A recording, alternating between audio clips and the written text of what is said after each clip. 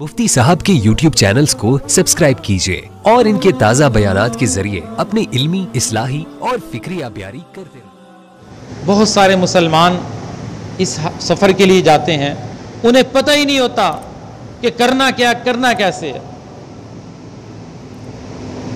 एक साहब मेरे पास आए, चंद दिन उनके हज पे जाने को रहते थे। मैंने उनको कहा कि आपने हज का तरीका सीख लिया है? कहने लगी जी। मैंने कहा कैसे सीखा है? कहते किताबें पढ़ी हैं। अच्छा जी, किताबें पढ़ी हैं आपने, माशाल्लाह अच्छी बात है, पढ़नी चाहिए। मैंने कहा आप हज पे जा रहे हैं, हज की 3 किस्में, आप कौन सी किस्म करने जा रहे हैं? कहता ये तो मुझे पता नहीं है। हज करने जा रहे हैं? मैंने कहा हज करने जा रहे हैं, हज के तरीके अल्लाह के नबी ने 3 बताए हैं, तुम कौन से तरीके से करोगे? तीनों तरीकों में से कर सकते हो, तुम कौन सा करोगे? अब 3-4 दिन हज पे जाने को रहते हैं, उस बेचारे को ये नहीं पता कि मैंने हज कौन सा करना है। ये जहालत है, लाइल्मी है। जिस चीज़ का हुक्म मुतवज्जे हो जाए उसके मसाइल सीखना मुसलमान पर फ़र्ज़ ऐन। नमाज फ़र्ज़ ऐन हुई, उसके बुनियादी मसाइल सीखना फ़र्ज़ ऐन। रोज़ा फ़र्ज़ हुआ, रोज़े के बुनियादी मसाइल सीखना फ़र्ज़ ऐन हो गए। हज फ़र्ज़ हुआ, हज के बुनियादी मसाइल सीखना फ़र्ज़ ऐन हो गए। इतना बड़ा अल्लाह का हुक्म पूरा करने जा रहे, उसे पता नहीं है कि मैंने करना कैसे। तो हज की 3 किस्में बताई गई, अल्लाह के नबी ने 3 तरीके बताए हैं।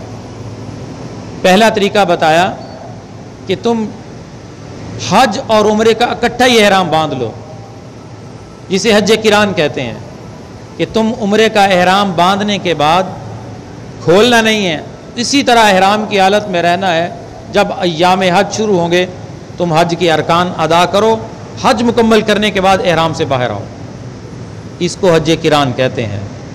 बाद सहाबा फरमाते हैं रसूलुल्लाह सल्लल्लाहु अलैहि वसल्लम ने जो हज फरमाया था, हज्जतुल विदा, तो हज किरान ही फरमाया था। आपने उम्रा करने के बाद हज का एहराम उतारा नहीं था, एक एहराम के साथ उम्रा भी किया था और हज भी किया था। हज की दूसरी किस्म है हज तमत्तो। इसका मतलब ये है कि तुमने जाते हुए अल्लाह के घर की तरफ सफ़र करते हुए सबसे पहले उम्रे का एहराम बांधना है, उम्रे की नीयत करनी है, और उम्रा करने के बाद आप एहराम से बाहर आ जाएं, वहाँ रहकर अल्लाह की इबादत करें, खाने काबे का तवाफ़ करें, खूब इबादतें समेटें। और जब अय्याम हज यानी 8 ज़िलहज्जा आए तो अपने मकाम से, अपनी रहायशगाह से दोबारा हज का एहराम बांधें, फिर हज के लिए निकल जाएं। 5 दिन हज के अय्याम हैं, अरकान हज अदा करें, हज का एहराम ख़त्म कर दें।